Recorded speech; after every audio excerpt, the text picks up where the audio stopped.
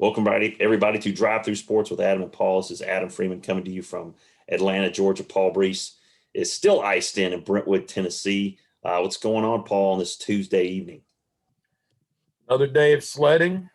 And tomorrow, another 2 to 4 inches, maybe.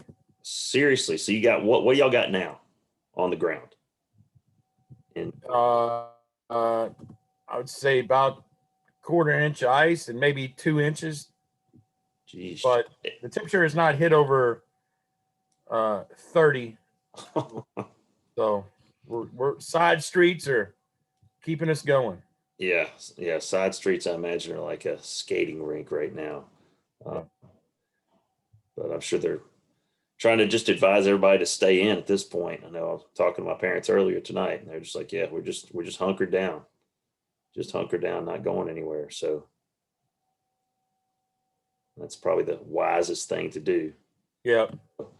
Well, interesting day. You sent me some talking points, and I like them. I like all of them. I'm gonna let you roll with a couple of these because you have a little bit more knowledge than I do of what's going on. But this one I think we can both speak on, and that's the rumors that we're hearing right now that J.J. Watt may be making his way to the Mistake by the Lake up in Cleveland, saying that it's strange to hear a free agent or somebody that's wanting to go somewhere wanting to go to Cleveland, but that's strange times we live in, Paul.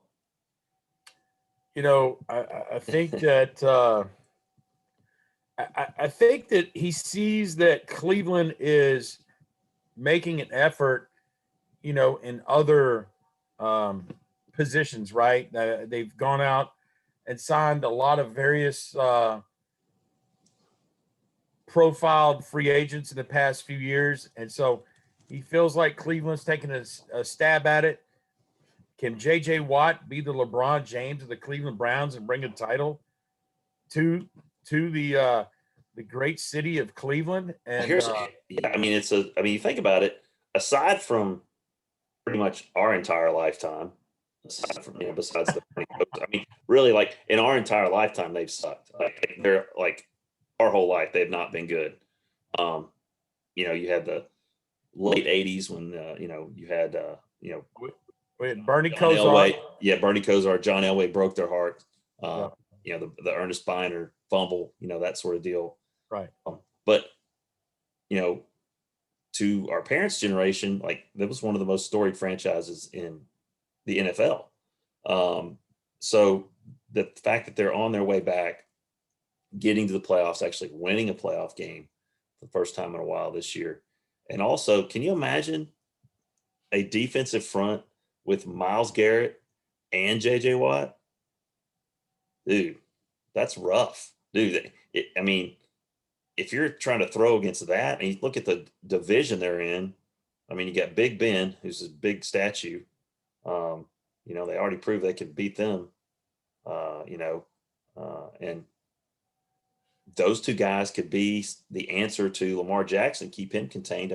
You're talking about if they get J.J. Watt for the next, say, maybe sign him to a 4-year deal or a 2-year deal even a 1-year deal, they could do some damage next year. I think that would definitely move them up. Anytime you get a guy caliber J.J. Watt, you're going to improve your team. The only issue would be his health.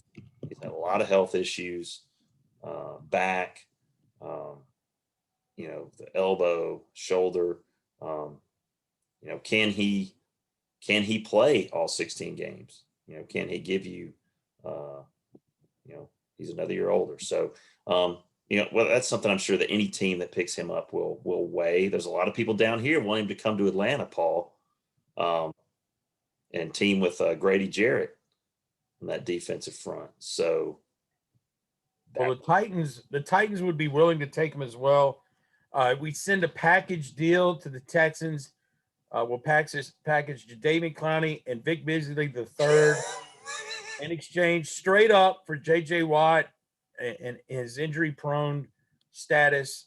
We'll sacrifice. If we get robbed in the deal, we'll get robbed. But you better promise to pay the Texans to fill their vending machines for the next 2 years if you're going to send them those two clowns. That better be included in the trade too. Oh, I love it. Because those guys are, listen, and I told you he was terrible. I told you I don't know how much you paid him, but if it was more than a nickel, he wasn't worth it. And I told you from the beginning that if the Falcons give up on you, you're terrible. Your career's pretty much over. So I imagine he'll end up with the Raiders at some point. So, I mean, can you see that? That's where everybody goes. Yeah. So, but yeah, so wherever JJ Watt ends up, they'll be better off if he can play. If he can play a majority of the snaps when they needed to, passing situations, then I think you're in a good situation here. But we'll just have to see. All right, I'm gonna let you roll with this next one, Paul, because I don't know anything about it. Larry King's will. You need to talk to me because this is apparently a very interesting take. First of all, if you don't obviously longtime broadcaster Larry King. Hey, if I asked you a trivia question and say, Adam, how many wives did Larry King have in his lifetime? Do you know the answer? Since you're asking me that question, it's obviously more than 2, so I'm going to go 4. How about 7.5? What? You mean he could not outlive the last one? Well, there was like, hey, we're done.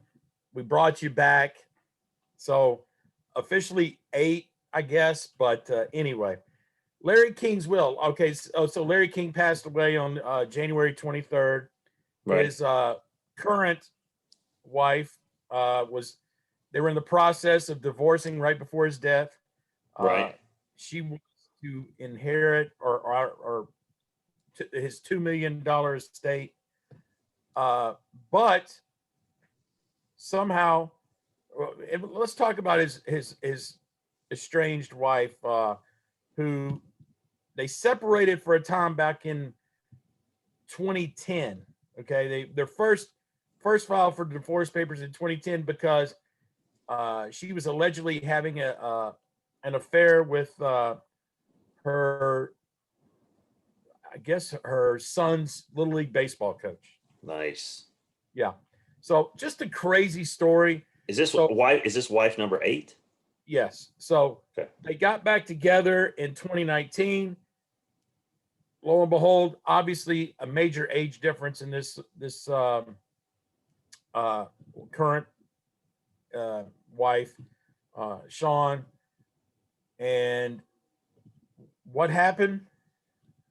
Right before, he dated, okay, so he passed away January 23rd of 2021, dated a note on October 17th of 2019, handwritten letter. He says, my estate will 100% be divided up amongst his children, and there are 5 children. And she's not happy about all this. So she's getting nothing, is what you're saying. Bottom line. Bottom line, long story short, she's getting nothing. If this handwritten note, which has a witness signature on it, and has been documented, if it holds up,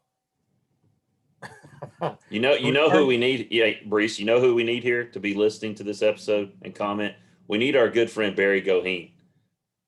Barry Goheen probably could interject. He could interject, and he could let us know if Larry King's napkin will would hold up, and if his kids are going to have any issue with this lady, as far as it goes with laying claim to his estate. Yeah, he would be able to definitely iron it out for us. 100%. So listen to this. Just an interesting story, Adam, that I kind of felt like, hey, this is kind of off the cuff of normal reality of you and me. Well, it definitely is, because I mean, combined, you and I, how many years of marriage? I got 24. You got 20. Almost at 27, right? Yeah, right. Okay, so we understand what it means to take the vows, right? I mean, it's a serious deal. He obviously didn't get it. He obviously didn't get it. The whole for better for worse. He didn't understand. Maybe he didn't have his hearing aid on or what when the preacher was saying that. So yeah, Larry King, okay, he was good at his craft. Okay, Yeah. but he's not the type of guy that's going to earn my respect or yours due to that fact. But it is a very interesting case because the legality of the napkin. I think that is a very it's a good story. Makes for excellent banter back and forth. I would go out on a limb and say that since it was witnessed, I would say that it will hold up. It does not, stuff like that. Like, people are under the, I think, misguided nature that it has to be notarized, and I don't think it does. I don't think it does. I just think it has to be witnessed. So I guess is this still playing out as Purdue wins by 10? Yes. All right. Well, Still playing out, but the good news is we'll hear more about it. Obviously, you always love to see. It's like good versus evil, right? Yeah. So you hope good prevails. Exactly. Always. Speaking of good versus evil, man, this guy. I mean, he can't stay on the right side of the law. He can't keep his nose clean in any circumstance. I mean, you got to see him firsthand when he was in Tennessee, when he was at Nashville playing for the Titans. I mean, he was in Cincinnati, got in trouble. I mean, Nashville gets in trouble, just stupid stuff. We've talked about him on our show before. And here we come, all the way around, full circle. Now we have him again. So what's the deal with Pacman now, Paul? Well, I saw an interview with him today. And he, let's talk about it. He goes into this bar. He says he was going up to talk to the DJ. It was Valentine's Day. He was requesting a couple of songs. He turned around, and his younger brother and another person started scrapping on the floor. Little fisticuffs were breaking loose. Pacman says, and this is quoted on the Pat McAfee show, because Pat went to West Virginia. Pacman Jones, West Virginia, so they have a connection, and so he brought him on. And Pacman says, "Listen, I didn't even know anything was going on. I turned around, my younger brother's on the ground, and all of a sudden he tries to go break it up. He says, "Man, I caught a chair to the face. I was eating chair." Pacman is denying his involvement in any of this other than trying to help his little brother out to try to break this up. And obviously, when you run with a crew, and we talked about this the other night. Oh, yeah. The crew's going to get involved. Oh, yeah. And Pacman's crew, I guess, got involved.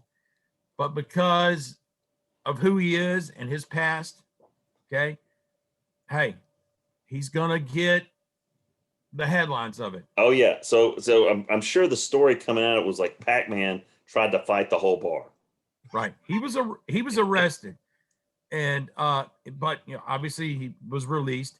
And in the interview with Pat McAfee today, he said, "Listen, Pat, I'm too old for this." He said, "I'm 37." Okay. Pacman's 37. He goes, "I don't go to the clubs looking to brawl."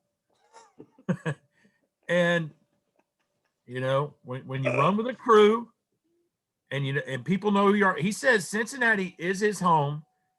And he says the people of Cincinnati are very open to him. They appreciate him. They like him. He said, you're always going to run into a situation just like, I don't know if you remember this story, when he was at the Atlanta airport holding a Popeyes chicken sandwich or a food bag, a Popeyes food bag, walking in the airport with his family, headphones on, and some guy runs up to him and says something to him and turns around. And next thing you know, Pacman Jones lays him out. Who gets in trouble? Well, obviously Pacman, but he didn't start it. And he's not, he today adamantly said, I'm not looking for this. Okay. Yeah. And he did mention this one last thing I want to bring up is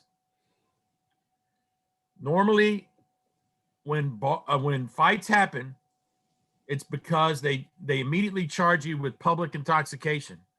He goes, Yeah. they didn't charge me with public intoxication last night, so you know that I'm not guilty in all this.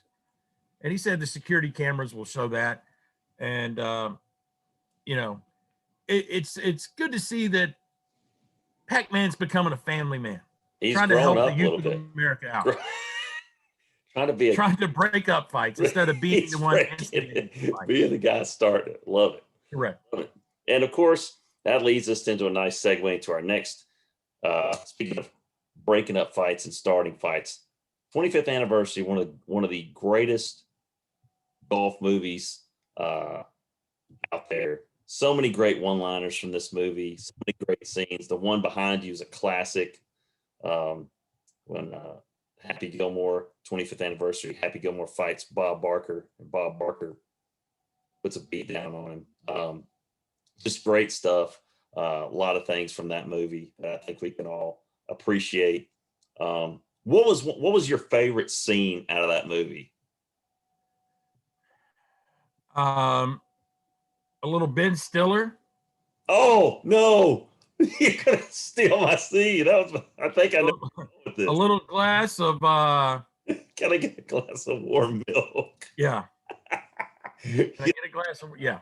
And that's not obviously how the scene went, but that is obviously it, and it is tremendous. And might I add this Happy Gilmore 25th anniversary? They did one thing right. They didn't make a sequel. Oh yeah. And yeah, what that does, it just drags it down. But yeah. Congratulations to Adam Sandler and his whole crew for just riding this thing out. And you don't have to have a Happy Gilmore 2, a 3.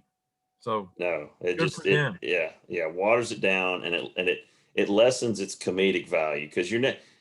I mean, at Happy Gilmore, you had a lot of stuff that was up at the top. The whole Chubbs character, and the whole back and forth with Shooter McGavin and all that sort of stuff. And which if you follow on Twitter, Adam Sandler today did a 25th anniversary tee shot today, and then I didn't see where it landed, but it sounded like he crushed it. Yeah, and then Shooter McGavin then responded to his tweet.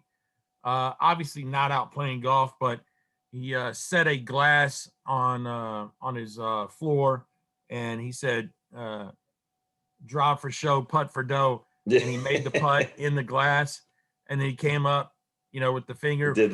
Yeah.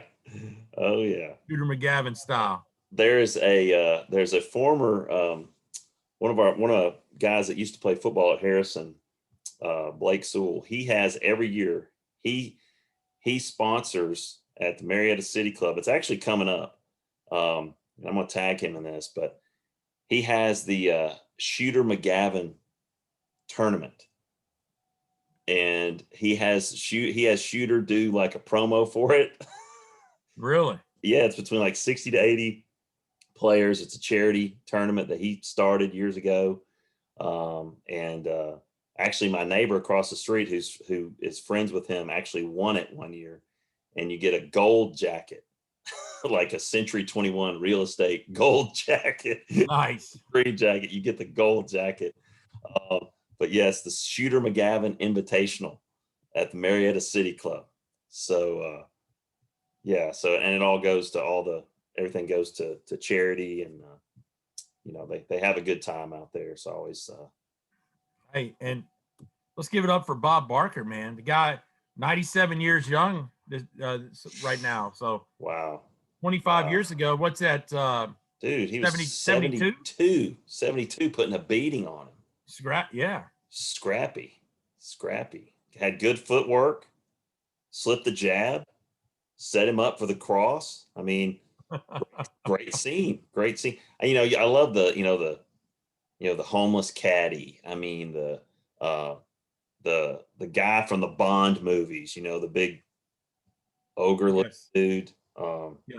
Yeah. All the different characters in that movie.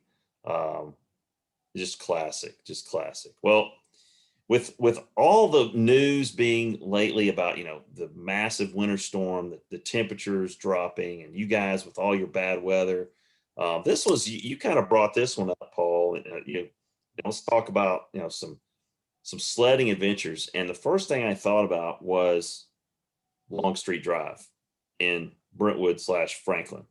And if you're from our neck of the woods, uh, it's right past.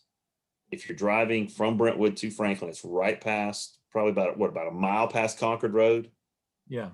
on the right, and it's in a subdivision. I can't remember what the subdivision's called, but it's Longstreet Drive. There's a church down at the bottom of the hill, and it doesn't look. And Brees, you can appreciate this, but from Franklin Road, it doesn't look like a whole lot, right? Correct. You look up and you're like, what is the deal? Why? Until you start driving up it. Well, whenever it would snow or ice, anybody that lives in Brentwood or Franklin knows this. Like there would always, if you were living up on that ridge, you were done. You couldn't get down. You were stuck. And it got to a point where we knew some people that lived on Longstreet Drive, and like you could not sled down Longstreet Drive. That's how dangerous it was. It was illegal to sled down that street because you would get going so fast. And I think somebody actually died, and that's why. Yeah. There was Yeah. There's so this was before our time, I think. Do what? I said you talked about it. There's a it doesn't look intimidating until you get up there, right? Yeah, you get up there, then you're like, oh my gosh. Yeah, there's some water slides that you and I have been on that don't compare to the steepness of this hill. No. And it was called, I think it was nicknamed Dead Man's Hill. Yeah, Dead Man's Hill. Yep. Yeah. And you talked about the sign where it says no sledding past this point. Yeah. In the Brentwood South neighborhood. You know what? Here's the deal.